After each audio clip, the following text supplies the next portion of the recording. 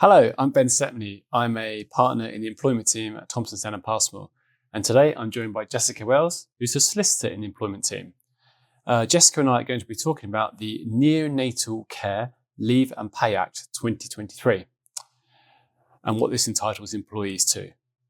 So, Jess, can you tell us what currently are employees entitled to if they have a newborn baby who's sick in hospital requiring neonatal care?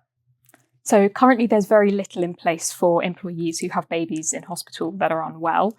So if employees don't want to return to work, leaving their babies poorly in hospital, their options really are to either take their parental leave where eligible, or to take annual leave.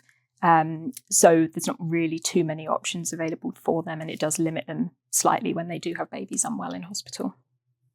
So Jess, can you explain what the new Act is and what it would entitle families to?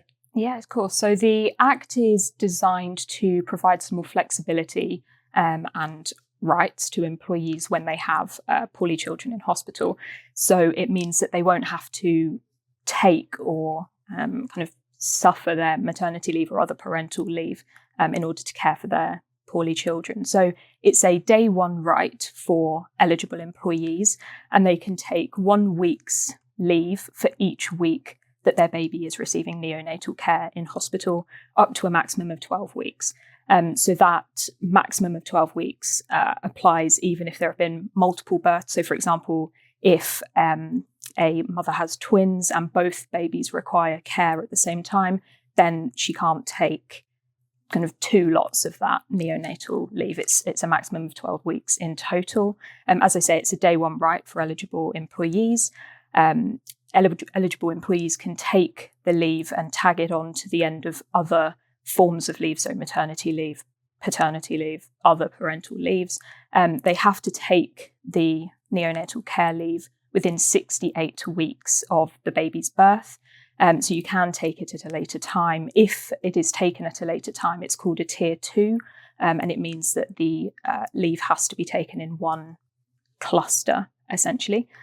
For an employee to be eligible, they have to either be the parent or the partner of the mother, subject to certain conditions, or the anticipated parent if it's a surrogacy or an adoption situation. The neonatal care has to have started or taken place within 28 days of the baby's birth, and it has to continue for a period of at least 7 days in order to be eligible. Are employees entitled to be paid for this time off?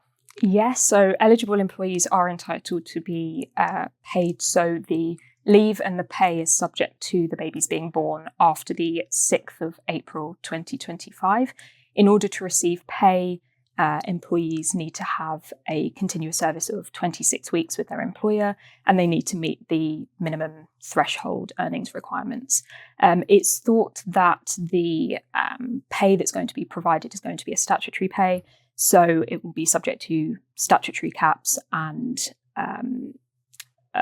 will be provided potentially at 90% of the earnings if the employee earns less than that statutory cap. Okay. So how can employers prepare for this then, Jess? So firstly, employers need to be alive to developments that come out. So the government will produce some updates kind of around the 6th of April, it's thought, to provide some more information to employers and how they prepare. I think the most important thing is to keep on top of handbooks and policies and making sure that HR members of staff and managers are trained in looking out for who may be eligible, how to apply the leave, when people can take leave, when they can take pay. And in terms of the pay, just making sure that payroll systems are up to date to kind of allow for those pay calculations to be made. And really just keeping on top of things. This is quite new, but it's not too different to kind of maternity leave rights, paternity leave, etc. So it's just making sure that employers are aware of what's coming and how to deal with that. Cool. Thank you, Jess.